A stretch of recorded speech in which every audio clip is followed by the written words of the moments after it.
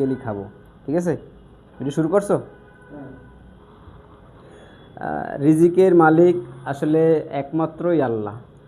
এই খাবারগুলো আমাদের হচ্ছে প্রিয় স্টুডেন্ট ক্ষেতের মুরগি নিয়ে আসছে, একটু আঞ্চলিক ভাষায় বললাম। আর রিজিকে থাকলে আসলে এরকমই খাওয়া যায়। দীর্ঘ 4 দিন পরে আজকে খুলনাতে আসলাম, কিন্তু রিজিক অপেক্ষা করতেছিল।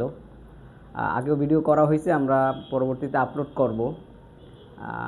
আজকে এখন আমরা হচ্ছে খাচ্ছি স্টুডেন্টদের ভালোবাসা, দেশীয় জাতের মোরগ। বাড়ির তৈরি সেই পিঠা, বাগেরহাটের ঐতিহ্যবাহী সেই পিঠা এবং দেশি মোরগ। সাথে আমার বন্ধু আসছে, বন্ধুর কাছ থেকে হচ্ছে স্বাদ কেমন হয়েছে শুনবো। আলহামদুলিল্লাহ রিজিকে ছিল, তাই রিজিকে টানে চলে আসলাম।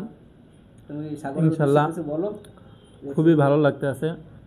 কিন্তু ইতিমধ্যে আমাদের বন্ধু সাগর ছিল, সে চলে গেছে, হয়তো রিজিকে নাই, তাই আর কি চলে গেছে।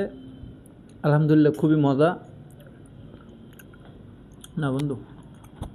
কারণ টেস্ট কেমন হয়েছে বলো। আমরা ক্ষেতের মোরগের স্বাদ সেই স্বাদ, কিন্তু ঝাল বেশি। স্টুডেন্ট কিন্তু নিজে রান্না করেছে।